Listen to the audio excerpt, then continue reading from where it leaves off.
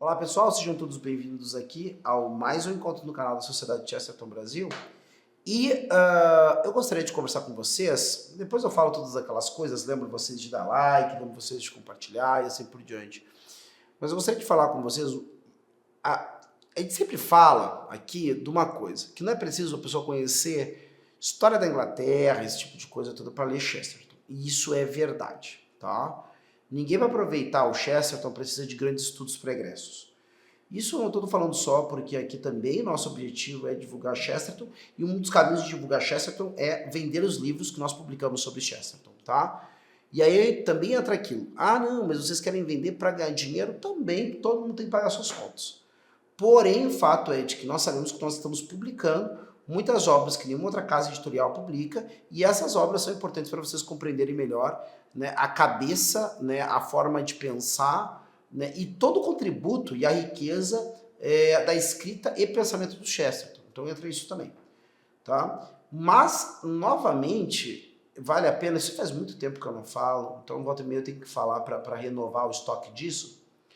Vale a pena falar do quanto a pessoa se beneficia de, se não de ter um conhecimento bom de história da Inglaterra especificamente, um conhecimento bom de história da Europa de maneira mais geral, sobretudo se eu pensar em dois países que é Inglaterra e França, tá?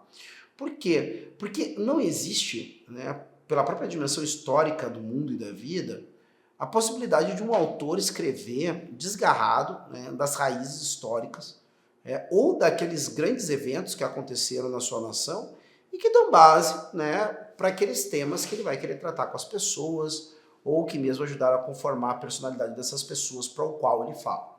Tá? E não adianta, nenhum país esteve tão implicado com a Inglaterra de Chesterton como a França. E o próprio Chesterton parece que, com uma vocação de ser muito inglês, também vai seguir o mesmo caminho e vai estar implicado com um escritor que, não sendo completamente francês, tem o pé na França, o pé bem forte, certo? Eu não me lembro se o Belloc chegava a ser francês, naturalizado inglês, ou de pais franceses que o trouxeram muito novinho para a Inglaterra, mas é um homem que tinha origem francesa e cultivava essas origens.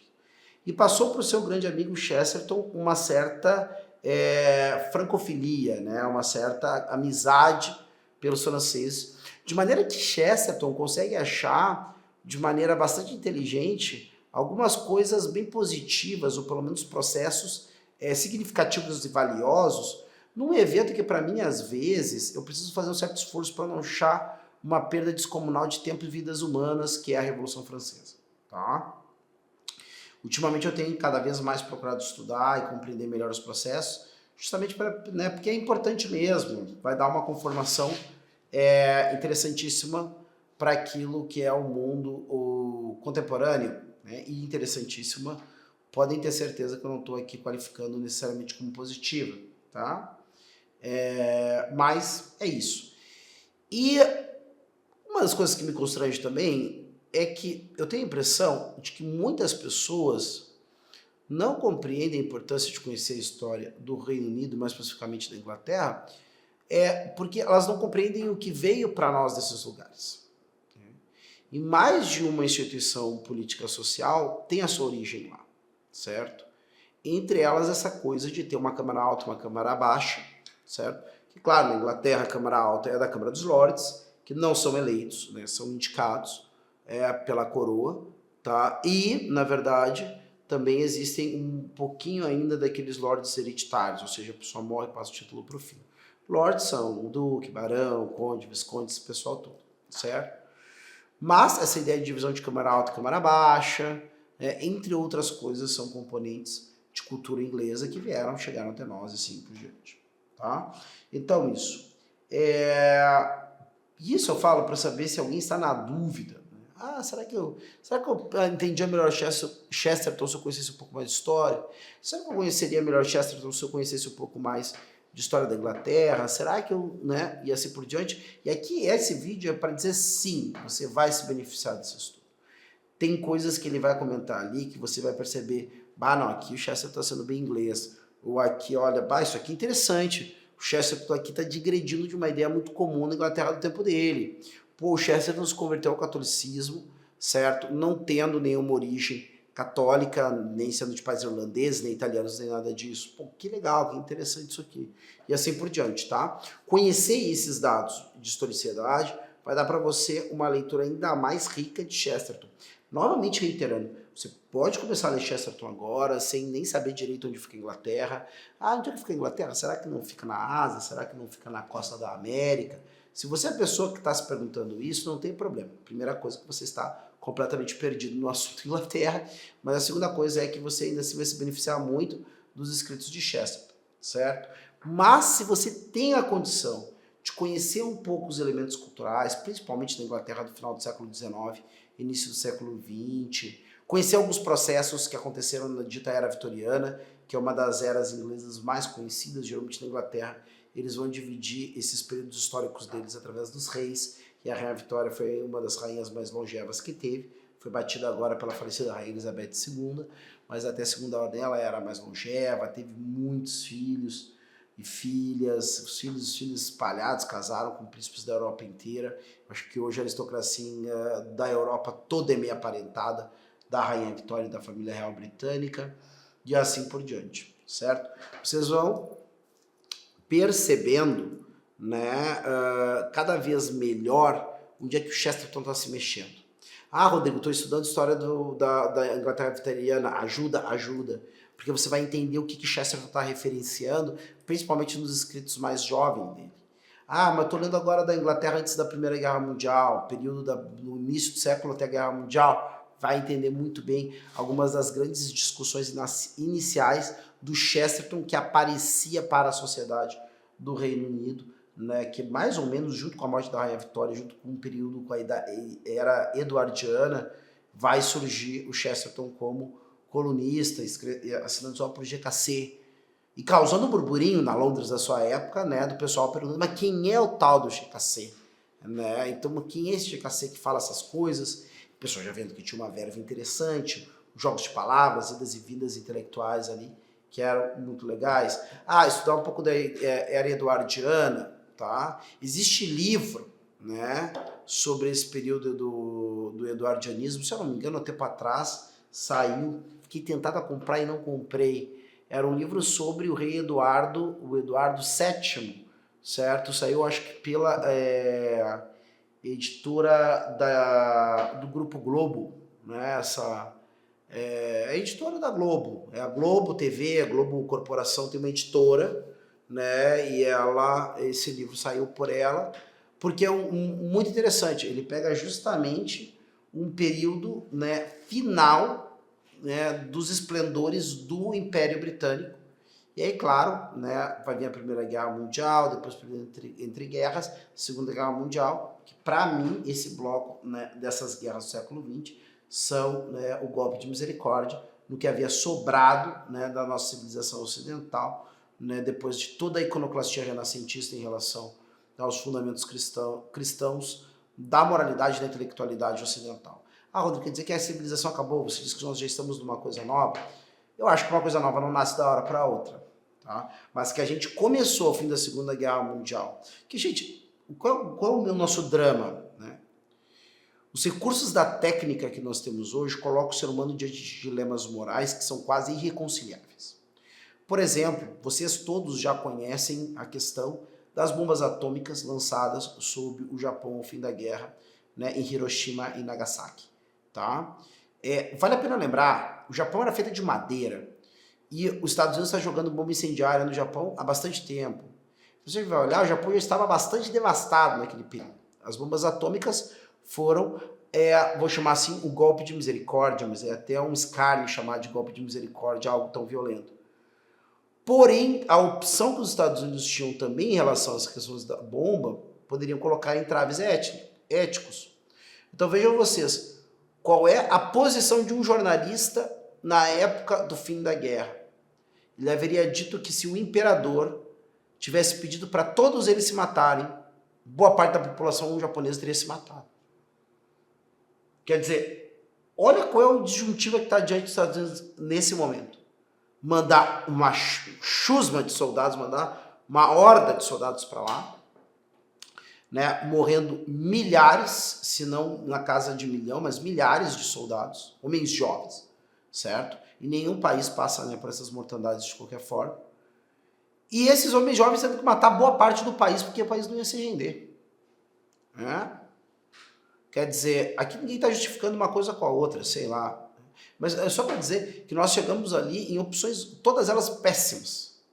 Bomba atômica de um lado, uma invasão violentíssima do outro, com uma resposta violenta e trágica e desesperada da população japonesa, né, e assim por diante.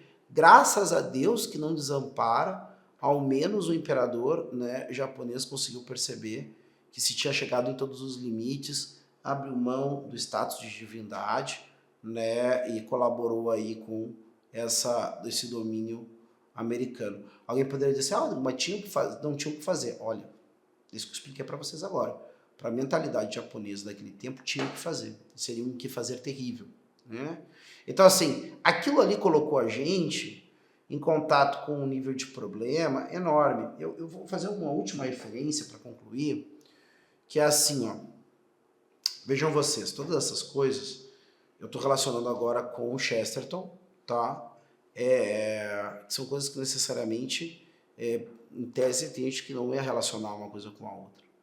Só que Chesterton justamente está empenhado, tá? É algo incrível. Chesterton é um acontecimento, né? Chesterton está empenhado numa coisa. Ele percebe muito claramente, e ele percebe isso com total liberdade interior. O Chesterton não era um homem que estava comprometido desde o começo da sua vida com o pressuposto cristão de sociedade, ou uma civilização ocidental que ele amava profundamente, e na qual ele entendia que não poderia viver se não fosse nela, e desesperadamente se lançou à defesa da cidade do Ocidente, que era a única cidade que valia a pena ser defendida na sua beleza, na sua glória, não sei o quê. Ele foi um rapaz, sim, alimentado com muita coisa boa na nossa cultura ocidental, sobretudo de literatura, né? Vivendo no centro do mundo daquela época, que era Londres, o centro do Império Britânico, tá? E fez uma experiência pessoal com muitas das coisas que eram oferecidas das mais diversas naturezas na sua cidade, que era a cidade mais cosmopolita do mundo, né? E da experiência que ele fez, ele tirou a conclusão de que aquilo que ele queria que fosse a sua heresia era, na verdade, a ortodoxia. Aquilo que era a sua síntese, o cristianismo já tinha falado e melhor. Aquilo que ele havia vislumbrado em parte, o cristianismo já tinha feito no todo. E é a partir disso que ele começa a empenhar a sua vida, não a defender uma visão abstrata, um partido, um clube. Ele está defendendo a si mesmo e a todas as pessoas que não podem se defender. Por isso que eu ia falar da vida do homem simples. Porque em nenhum lugar o homem simples pode viver de maneira mais autêntica e livre do que dentro da civilização cristã. Só que para vocês entenderem onde nós enterramos a civilização cristã, né? Aí parece que, pelo menos aquela forma de civilização cristã. Vocês me perdoem um pouco, porque a tendência que eu tenho nessa hora é fazer uma diatribe muito exaltada e tudo mais, então vocês me deem desconto, não deem muita bola para qualquer exaltação que eu faça aqui. Mas você já deve ter ouvido falar das questões do Natal, acho que foi do primeiro ano da guerra, da Primeira Guerra Mundial. Né? Porque como eu comento com vocês, antes estávamos falando de Segunda Guerra Mundial, final da Segunda Guerra Mundial, bombas atômicas sobre o Japão, agora falando da Primeira Guerra Mundial, lembrem que eu vejo isso como um bloco só, né? Lá na Primeira Guerra Mundial, existe até um filme, né? Eu acho que Joel Noel, Feliz Natal, acho que é assim o nome do livro, do filme, e que ele vai falar, famoso Natal, acho que é de 1914, em algum lugar, né, da Frente de Guerra, aonde na noite de Natal, soldados de diversas frentes, alemães, escoceses, ingleses, franceses, eles foram lá e confraternizaram, né, jogando bola e assim por diante. E foi muito feliz a maneira como eles fizeram do filme, porque, se eu não me engano, é assim, é um soldado, um oficial, né, do Império Prussiano, que ali na noite de Natal decide, sei lá, vendo o filme eu me lembraria melhor, mas ele pega um dos pinheiros, parece que o Kaiser Guilherme mandou pinheiros para todas as frentes, para o pessoal passar o Natal. E ele começa a cantar, né, o Noite Feliz em alemão e subia aos poucos para ver o que acontecia, né? As pessoas já davam um balaço ali, já davam um tiro no pinheirinho, e não foi acontecendo, não foi acontecendo. E além disso, começa lá na outra trincheira, uns britânicos, né, na verdade o regimento escocês, a fazer um acompanhamento em gaita de fole do Noite Feliz.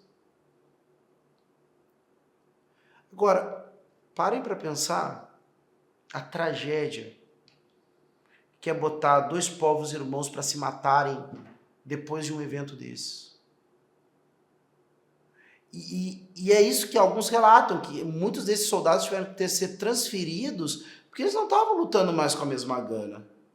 Porque como é que eu vou matar um homem que professa fé no mesmo Deus, comemora como sentido da felicidade e da alegria nesse mundo o nascimento do Deus menino, cantou comigo, ou tocou comigo enquanto eu cantava, né? Essa noite, essa música tão singela de Natal, provavelmente todos nós já cantamos. O crime contra a civilização das nações modernas, né? Que foi cometido em obrigar homens que compartilhavam uma civilização de maneira ainda tão clara, fundadas no cristianismo, foram colocados para se matar. Né? E depois de rompido esse limite moral, esse elemento de coerência pessoal em relação à civilização que eu compartilho com os outros, depois de violentado esse senso de fraternidade, que foi construído a duras penas, depois nós tivemos o caminho aberto para todos os excessos e os horrores da Segunda Guerra Mundial, que ainda conseguiu superar os horrores da Primeira, ainda que alguns povos não tenham perdido. Por exemplo, os britânicos perderam mais soldados na Primeira Guerra Mundial do que na Segunda. Até hoje eles têm um negócio chamado Remembrance Sunday, que é o domingo mais próximo do dia 11 de novembro, que é quando foi assinado o armistício, né, na Primeira Guerra Mundial. Né? Então esse é o domingo em que eles vão comemorar, né, o soldado tombado, mas especialmente na Primeira Guerra Mundial. Porque foi a guerra que causou, né, na opinião de alguns, daquela geração, a pior sensação, mesmo até mais do que a Segunda Guerra Mundial, ainda que a Segunda Guerra Mundial tenha matado muito mais pessoas. Tá? Então, tudo isso que nós estamos falando vai beneficiar a sua leitura de Chesterton, certo? Esse vídeo, na verdade, é um convite ao estudo de história, tá? Como um elemento enriquecedor da sua experiência de leitura de Chesterton e enriquecedor mesmo, né, da sua vida. Tem estudos que nunca vai ser demais você fazer. História é um deles. Tudo que você puder conhecer de mitologia e de história, olha, é lucro, certo? Porque é mais cabedal.